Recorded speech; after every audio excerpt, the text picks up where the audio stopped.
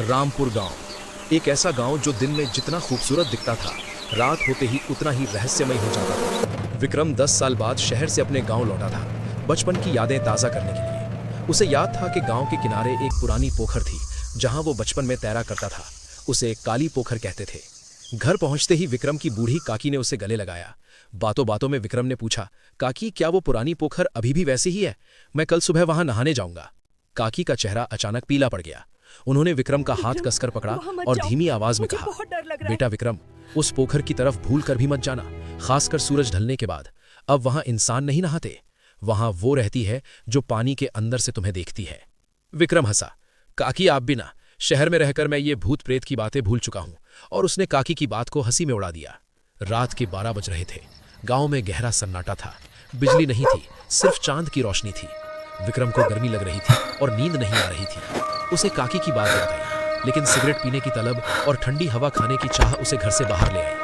अनजाने में उसके कदम उसी काली पोखर की तरफ बढ़ गए। पोखर का पानी एकदम शांत था, जैसे काला कांच। उसके चारों तरफ बरगद के पुराने पेड़ थे, जिनकी जड़ें पानी में लटक रही थीं। विक्रम किनारे पर बनी एक पत्थर की सीढ़ी पर बैठा। उसने पानी की तरफ देखा।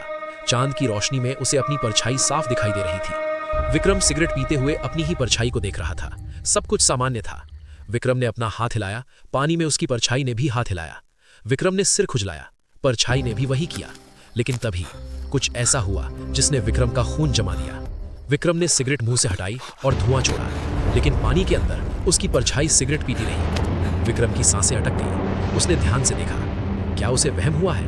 उसने अपना दाहिना हाथ ऊपर उठाया, लेकिन पानी में उसकी परछाई ने बायां हाथ ऊपर उठाया। ये परछाई विक्रम की नकल नहीं कर रही थी, वो उसे घूर रही थी। डर के मारे विक्रम पीछे खिसकने लगा।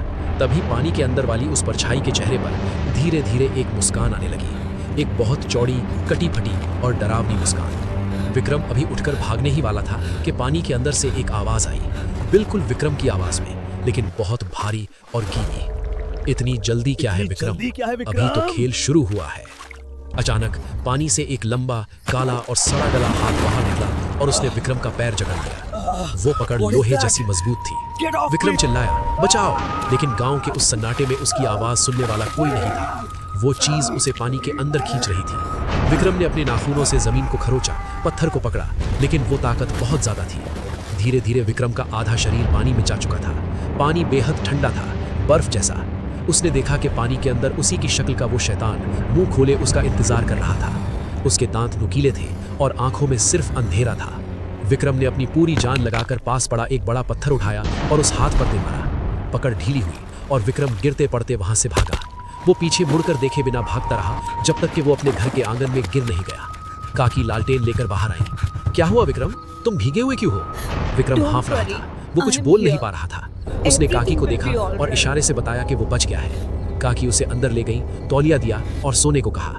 विक्रम अपने कमरे में शीशे के सामने खड़ा हुआ ताकि अपने चेहरे पर लगी चोट देख सके। उसने शीशे में देखा।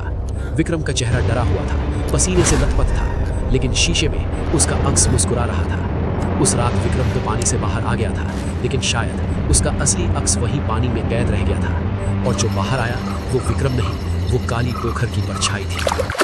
दोस्तों, ये कहानी सिर्फ डर की नहीं थी, ये उन फैसलों की भी थी जो एक पल में पूरी जिंदगी बदल देते हैं। अगर इस कहानी ने आपको कुछ महसूस कराया तो एक लाइक से अपना साथ दिखाइए, और अगर दिल को नहीं छुई तो बेझिझक डिसलाइक कर दीजिए। लेकिन ऐसी और कहानियों के लिए चैनल को सब्सक्राइब जरूर कर लेना।